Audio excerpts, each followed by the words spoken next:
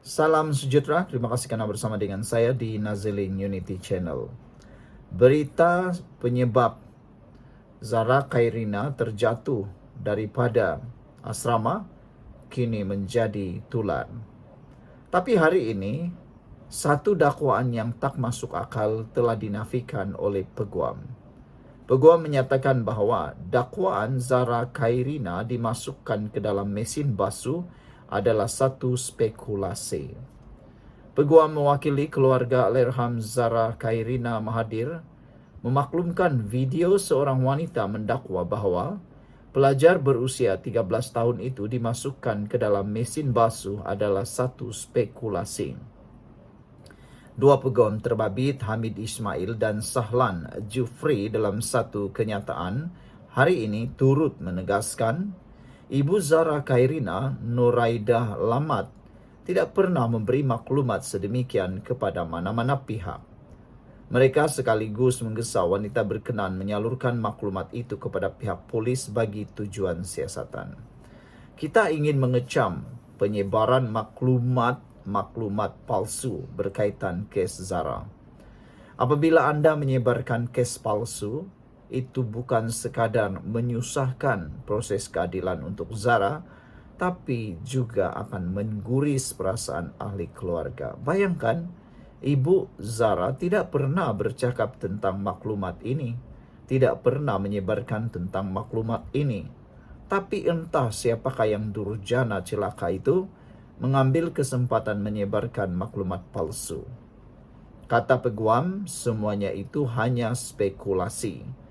Mereka sekaligus menggesa wanita berkenan menyalurkan maklumat itu kepada pihak polis bagi tujuan siasatan. Berikutan penularan beberapa video dan gambar berkaitan kes Zara. Pertama, kami ingin membuat kenyataan bahawa video seorang wanita menceritakan Zara dimasukkan ke dalam mesin basuh adalah satu spekulasi. Saya harap orang yang menyebarkan spekulasi itu cepat-cepatlah ditangkap polis. Jangan sebarkan spekulasi yang tidak betul-betul terjadi. Sebelum kita teruskan ulasan kali ini, jangan lupa tinggalkan komen anda dengan tanda pagar kami benci penyebaran maklumat palsu. Sebelum itu saya nak kongsikan kepada anda, ini terapi imun Transovector for Life. Terapi imun yang meningkatkan daya imun badan kita sehingga 400%. Secara umum dan ringkasnya, apabila imun badan kita jadi lemah, kita tidak sembuh daripada penyakit. Apabila imun badan kita jadi bodoh, imun badan kita menyerang diri kita sendiri lalu merosakkan tubuh badan kita. Tapi dengan terapi imun ini, dia mendidik imun badan kita, mengajar imun badan kita menjadi bijaksana, menjadikan imun badan kita seimbang, lalu kita akan menjadi sehat kerana imun badan kita yang akan mempertahankan diri kita daripada dalam tubuh badan kita menjadi sehat dan kuat dan juga bijaksana. Dengan imun badan kita yang kuat dan bijaksana, semua akar penyakit yang berakar di dalam tubuh badan kita dihapuskan oleh imun badan kita sendiri. Dapatkan produk yang hebat ini melalui nombor telefon saya yang tertera. Dan produk ini lulus KKM, diperakui doktor-doktor di seluruh dunia dan juga halal. Ini adalah penemuan paling bersejarah dalam dunia kedokteran abad ini. Saudara-saudara sekalian, penularan satu video dan gambar berkaitan kes Zara. Yang pertama, kami ingin membuat kenyataan bahawa video seorang wanita menceritakan Zara dimasukkan ke dalam mesin basuh adalah satu spekulasi, kata pihak polis, pihak peguam. Penyebaran gambar kronologi yang menggambarkan Zara hanya dibawa ke Hospital Queen Elizabeth I pada jam 8 pagi pada 16 Julai 2025 juga adalah satu spekulasi. Maklumat yang membentuk kronologi itu bukan datang daripada anak guam kami, kata peguam tersebut. Kedua, penyebaran gambar pelajar sekolah di platform media massa dan membuat kenyataan negatif terhadap mereka adalah satu kesalahan jenayah bawah Seksyen 15 Akta Kanak-Kanak 2001 serta Seksyen 211 dan Seksyen 233 Akta Komunikasi dan Multimedia 1998. Ketiga, penyebaran senarai nama pelajar-pelajar sekolah yang mengandungi maklumat peribadi mereka juga adalah satu kesalahan jenayah di bawah Section 130 Akta Perlindungan Peribadi 2010 serta Section 233 dalam kurungan 1 Akta Komunikasi dan Multimedia 1998 menurut kenyataan itu. Mengulas lanjut, kedua-dua pegawai terbabit berharap penularan perkara itu di semua platform media sosial dihentikan segera. Kepada mereka yang telah melakukan penyebaran berkenan, kami memohon agar memadamkan video dan gambar terbabit. Spekulasi hanya menambah tekanan dan kesedihan kepada anak guam kami, kata mereka. Mana-mana individu yang mempunyai maklumat berkenan kes Zara diminta untuk menyalurkan maklumat berkenan kepada polis untuk tujuan siasatan. Bukannya Anda sebarkan pula di media sosial. Apa yang Anda dapat sebarkan di media sosial? Tiada apa-apa, hanya menyebabkan perkara ini menjadi lebih kalut. Kenyataan itu dibuat susulan dakwaan terbaru berlegar dalam media sosial mendakwa bahawa Zara Khairina dimasukkan ke dalam mesin basuh sehingga mengalami kecederaan dalaman. Dakwaan itu turut tular sejak beberapa hari lalu menerusi pelbagai akaun tidak dikenali dalam media sosial. Antara lain mengaitkan kecederaan Zara Khairina dengan tekanan mesin basuh kononnya digunakan oleh pembunuh untuk menghapuskan cap jari dan asid deoksiribonukleik DNA. Setakat ini, tiada sebarang pengesahan atau petunjuk daripada pihak berkuasa berhubung elemen yang didakwa itu. Jadi, nasihat kita ialah jangan sesekali sebar fitnah dan spekulasi. Kita jumpa lagi. Bye-bye. Salam sejahtera, terima kasih kerana bersama dengan saya di Nazilin Unity Channel. Ini maklumat terkini yang kita terima berkaitan dengan kes kematian Zara Khairina. Kes ini semakin panas dan semakin diambil perhatian. Tapi yang paling tak best sekali, ada pempengaruh-pempengaruh yang mengambil kesempatan menggunakan isu ini untuk meraih view, untuk meraih simpati, untuk meraih perhatian. Ada beberapa orang yang saya perhati di dalam media sosial, mereka sebenarnya kurang mengambil perhatian tentang isu ini. Yang mereka kejar sebenarnya ialah populariti mereka semata-mata. Ada yang bercakap tanpa fakta.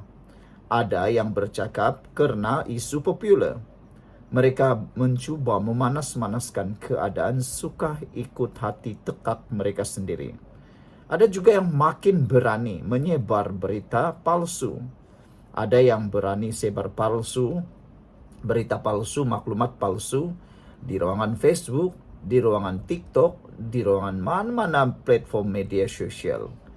Terkini, yang paling mengejutkan kita sekali ialah ada satu hantaran kononnya anak seseorang itu terlibat tapi telah dinafikan kerana anak yang dikatakan terlibat itu sebenarnya berada di Semenanjung pada waktu kejadian. Nah, ini antara isu atau berita palsu yang tersebar. Kita harus berhati-hati dengan penyebaran berita palsu itu.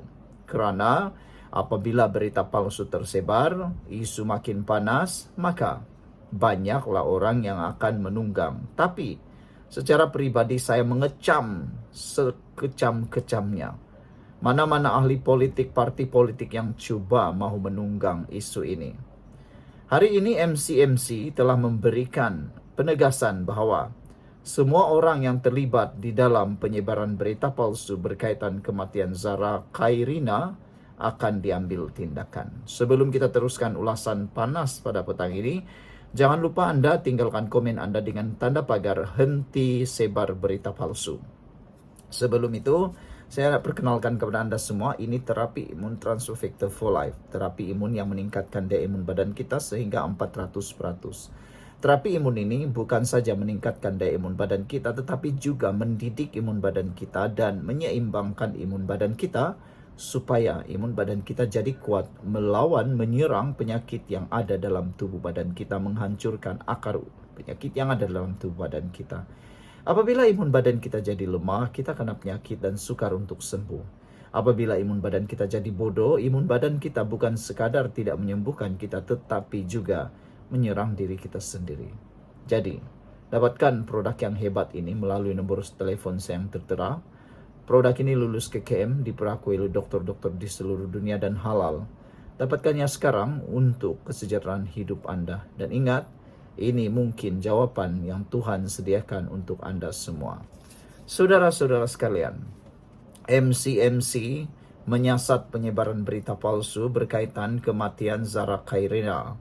Suruhanjaya Komunikasi dan Multimedia Malaysia menjelaskan, siasatan berhubung penyebaran kandungan media sosial berkait dengan kes Allahyarham Zara Khairina Mahathir yang dipercayai mengandungi maklumat palsu dan ada unsur 3R, kaum, agama, dan institusi raja.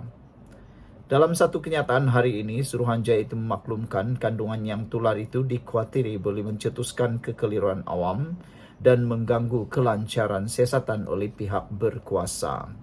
Bagi membantu siasatan, individu yang terbabit telah dipanggil memberi keterangan, kata Ibu Pejabat Polis IPD Ceras 9 Ogos turut disita dalam proses siasatan adalah 1 unit telefon bimbit dan 1 keping kad SIM. Kes telah disiasat mengikut Seksyen 233 Akta Komunikasi dan Multimedia 1998, Akta 588 yang memperuntukkan hukuman denda maksimum RM500,000 atau penjara sehingga 2 tahun atau kedua-duanya sekali. Saudara-saudara sekalian, MCMC mengingatkan orang ramai agar tidak menyebarkan sebarang spekulasi yang belum disahkan kerana ia boleh mengelirukan masyarakat, menyakiti keluarga, mangsa dan menggugat proses keadilan. Saudara-saudara sekalian, antara berita palsu yang sedang tersebar juga ialah apabila satu hantaran di Facebook menyatakan perkara yang palsu. MCMC telah pun memanggil pengendali laman Facebook yang menyebar berita palsu ini. Dalam siasatan itu menyatakan bahawa pengendali Facebook tersebut menyebarkan berita yang belum disahkan. Antaranya kononnya menyenaraikan apa yang berlaku dan sebagainya. Semua ini mengganggu siasatan polis.